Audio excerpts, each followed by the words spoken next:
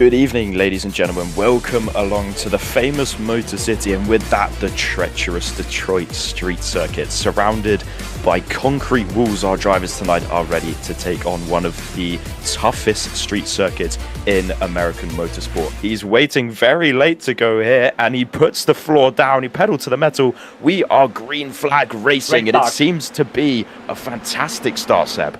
Yeah, it is by the book a great start. Very clean turn 1 and 2.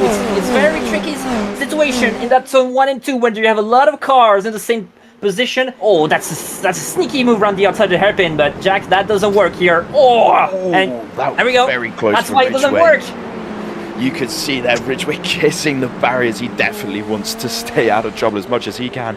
Being right in the mid-pack is not where he wants to be. Qualifying potentially not as good as he should have done, but I'm almost escaping death there, as we see now potentially a move coming on here. Yeah, Alderson, this guy is pretty good. And he nearly was in the gearbox of the guy in front that was Alfaro. What? Big move there from Alderson. He's going to squeeze it out, make contact with the barrier. They're both going to lose places, Seb. Yeah, that wasn't a smart move. Now I'm changing my mind. Good job on him to avoid. I mean, yeah, he outbraked himself. Thankfully, that didn't end up in a two-car pileup. The tires on this sim are very, very sensitive, and it's showing dividends through the left-hander there onto the back straight, clipping the wall once again, and he's going to have to go defensive from Alfaro once again. It's a repeat all over again, but this time both drivers get through very, very clean, and there's actually some dicing going on in front with Maycomber and Ridgway. Ridgway getting very close to the wall there, Seb. Yeah, and he will make the move, so that's not an orthodox overtaking position, but good on him to make it.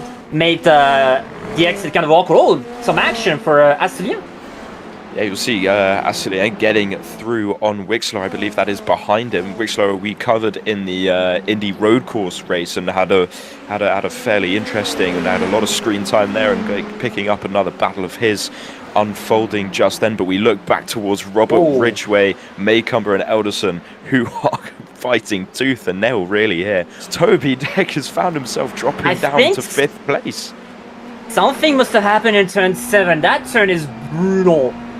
Really sends it in. Oh, wow!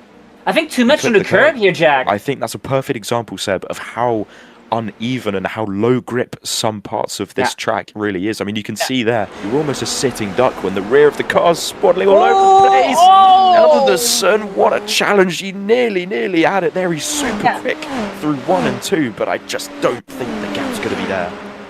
So look at this. Alderson usually carries a bit more speed in 1 compared to a lot of people. So he sees the opening and thank God he lifts, because that would have been a crash.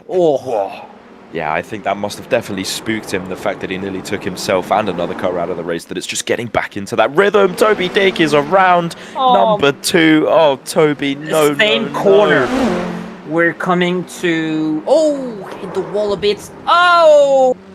That's what happened. You hit the wall, and I feel like he came in too fast to that corner, and you're unstable. You're upsetting the car, and she goes around, Jack. Yeah, you can see it's just ever so slightly taps the wall on the entry, and that really unsettles the car. This is into turn number 3, the big braking zone. Is he going to go long? He's going to go wide, and he's going to smash the tire wall, Seb. Oh, he's lucky that wasn't wheel damage. That could have been so much worse, Jack. Yeah, that could have been so much worse. The front wing actually looks absolutely fine. He's been gifted an angel's wish there to not have any damage on the front wing, from what we can see at least. That's Ivan Danchev down pit road. He's going to go a lap down, and I believe because of some damage rather than a pit stop, as this is now Alderson actually having to go defensive from Maycomber, but the number 6 is going to go up the inside. A beautiful move from Matthew Maycomber, and he tries to close the door, but there's contact being made. No damage, no bodywork goes flying just quite yet, and Alderson is going to... I spoke too soon. That's such a shame, Jack. Look at a little contact here. That was getting such a good battle. Maycomber did the hardest, and that's the first time I've seen someone lose it here. Yeah, just too much on the throttle, and bam, and Alderson had no way to react. The one man that, again, we haven't really mentioned much about this race is the race leader, Ivan Machado Perez, doing a fantastic job at leading this race, but there's actually more action on track. That's Elderson back on track. We run on board here. Now this is Aslian and Elderson battling it out once again. Elderson coming out of the pits after that unfortunate loss of his front wing after contact makes that move relatively easy. Finds himself back in 6th position, and he's now going to be on a charge trying to hunt down Holman in the number 13. He is Polo, Jack. He's stomping the field on road courses. You can see that. Oh no, it's a Whoa! spin. Whoa, watch out, watch out. Oh my god, how on earth was there no contact there? I jinxed him, Jack. Oh my word, that is 2 times that we have spoken about a driver having fantastic car control. Next thing we know, they're facing the wrong way. And I think Perez has spun again out of turn 2. Again? Because look at the timing board, it was 5 seconds and now it's down to 29 rather than 35. We'll get a replay on board of this. Yes, it was. Whoa! And he makes contact and again gets away with murder. This car has now turned into a right animal for this man right here. He's now got 9 laps of nursing this car to the end. Look at that. Oh, it's through evil. turn 1, it snaps twice and then through, look at this, through turn 2 as well. Ninja hands is being needed behind the wheel of the number 1 car, Seb. I think the right rear may be bent.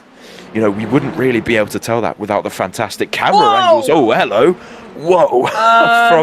Sir, you can't park there. It was a fantastic view.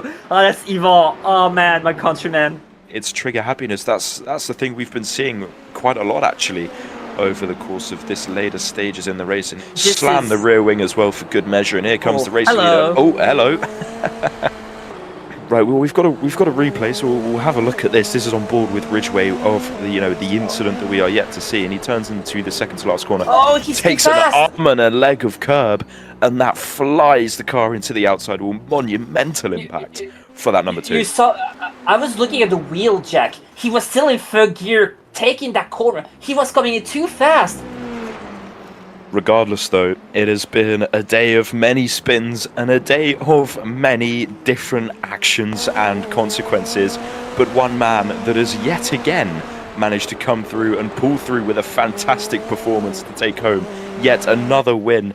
It's been a spin without losing the win. It's going to be Ivan Machado Perez leading every single lap here tonight, taking yet another win in the Indy NXT iRacing series. My friend, we will have to stand and applaud because that was a masterclass of performance. It's going to be Elderson that's going to be chasing the rear wing of Toby Leak to the line. He's got a pretty good exit out the last 2 corners. Is there any push to pass? Now's going to be the time to use it. They're both on the button. And it's going to be Toby Leak that's going to take 3rd place away from Elderson. Here we go with the results. It's going to be Ivan Machado Perez that takes the race win away from Juan Luis Alfaro by a 37-second margin. It's going to be celebrations for the number 5. Toby Leak brings home a podium after a very good recovery drive. Kaya Ere Elderson in 4th, followed by Clay Holman, Zach Purcell, Gabriel Asselin, Christopher Smith, Robert Ridgway after a surprise last 3-lap accident, and Ivan Danchev rounds out the top 10.